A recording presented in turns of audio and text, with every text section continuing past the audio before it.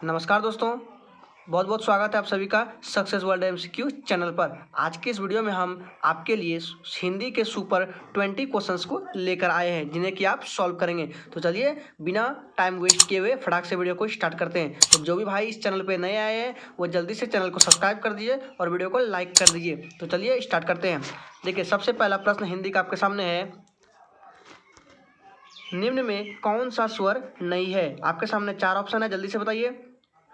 तो इस प्रश्न का राइट आंसर चल जाएगा ऑप्शन ए के साथ। किसके साथ जाएगा? ऑप्शन ए के साथ। क्यों? क्योंकि देखिए ए, अ, उ ये सारे स्वर है, लेकिन ये आपका स्वर नहीं है। इसमें पूछ रहा है स्वर नहीं है, तो ऑप्शन ए के साथ जाएगा करेक्ट आंसर। ये स्वर नहीं है, ठीक है। याद रखिएगा, स्वर की संख्या अगर एग्जाम में पूछ ले तो बताइएगा 11, और इससे 3 गुना कर दे तो 33 होता है आपका व्यंजनों की संख्या। कितना होता है? 33 व्यंजनों की संख्या होती है और 11 स्वर की संख्या। अगर टोटल वर्ण पूछे तो याद रखिएगा टोटल वर्ण आपका 52 होता है, टोटल वर्ण, ठीक है। इसी के साथ आगे बढ़ते हैं।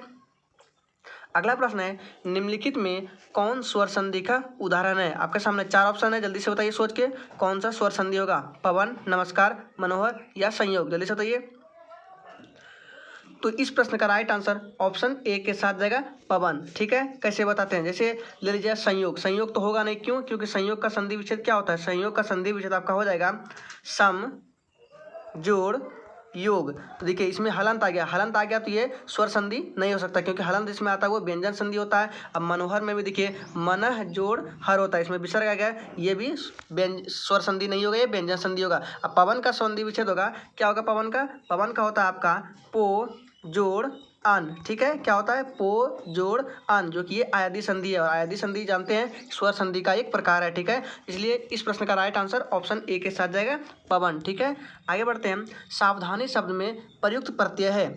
याद रखिए 3 नंबर प्रश्न बहुत ही इंपॉर्टेंट है और ये कई बार एग्जामों में पूछा गया है और अक्सर बच्चे इन प्रश्नों को गलत कर देते हैं। तो देखिए पहले समझा देते हैं कि प्रत्यय और उपसर्ग क्या होता है, ठीक है।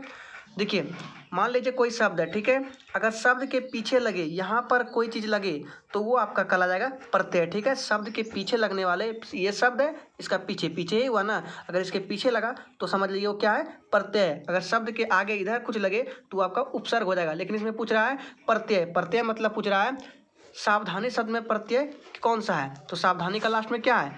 4 ऑप्शन है, धानी भी हो सकता है।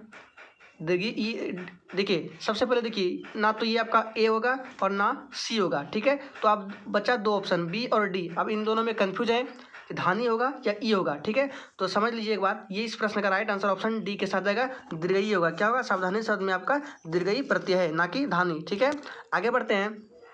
नेक्स्ट प्रश्न है, देखिए हमने यहाँ एक्सप्लेन कर रखा है, जो शब्द के पीछे लगे हुआ प्रत्यय और जो शब्द के आगे लगे हुआ उपसर्ग कहलाता है, ठीक है। ऐसे ही पॉइंट बाय पॉइंट किसी भी चीज़ को नोट कर दिया गया, ठीक है, जो कि क्वेश्चन से रिलेटेड होंगे।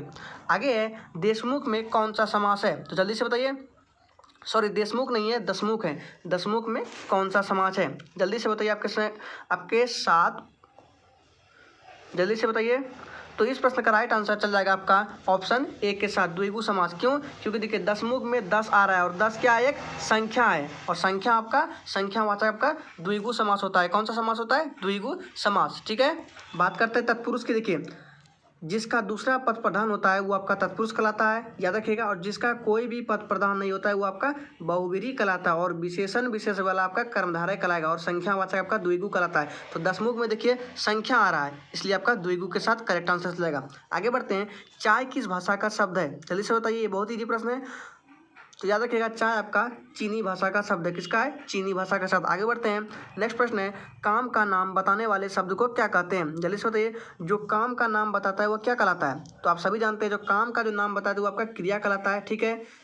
काम का नाम बताने वाला क्रिया और काम करने वाला आपका कर्ता होता है, ठीक है। आगे बढ़ते हैं।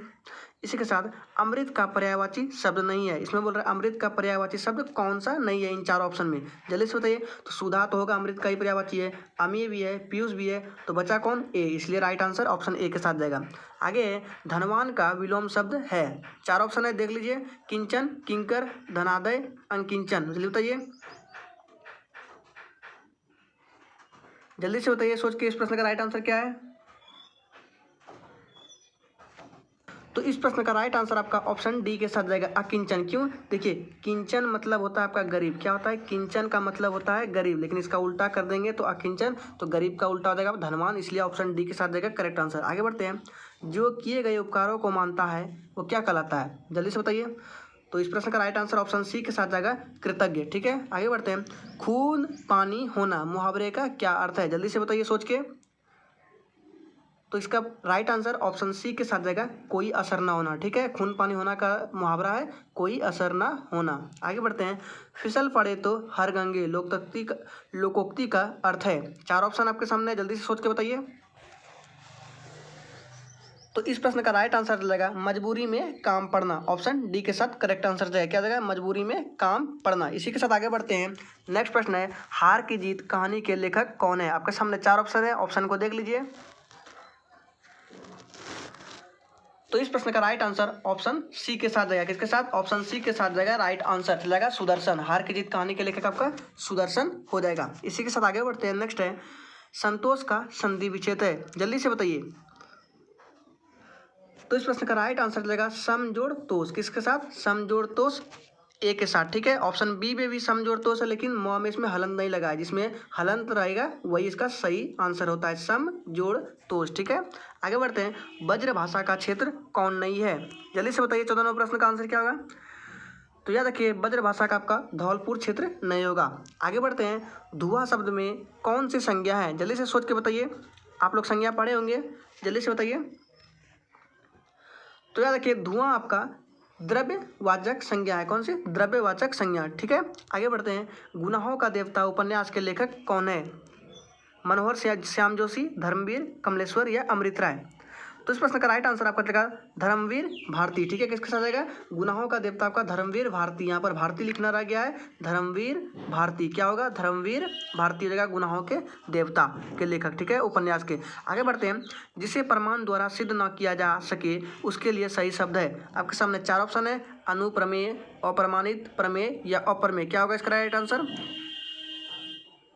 तो 17 का राइट आंसर ऑप्शन डी के साथ जाएगा, अप्रमेय। याद रखिएगा अप्रमेय इसका राइट आंसर है। नेक्स्ट है, जिन शब्द की उत्पत्ति का पता नहीं चलता है उन्हें क्या कहा जाता है? जल्दी से बताइए।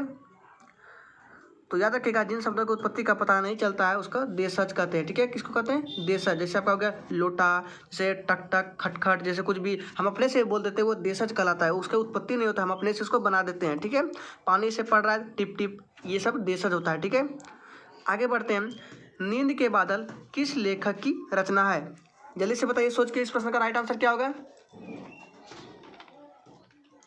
तो इस प्रश्न का राइट आंसर आपका चल जाएगा केदारनाथ अग्रवाल। ठीक है, किसके साथ जाएगा? केदारनाथ अग्रवाल, ऑप्शन सी के साथ करेक्ट आंसर। लास्ट प्रश्न है आपके सामने। तो जो भाई चैनल पे नए हैं वो जल्दी से चैनल को सब्सक्राइब कर दीजिए और वीडियो को लाइक कर दीजिए। नेक्स्ट प्रश्न है, परीक्षा गुरु किस लेखक की रचना है? जल्दी से बताइए। तो इस प्रश्न का राइट आंसर ऑप्शन ए के साथ जाएगा लाला श्रीनिवास। किसके साथ? लाला श्रीनिवास। ठीक है, तो आज के वीडियो के लिए इतना ही। कल फिर मिलते हैं इसी के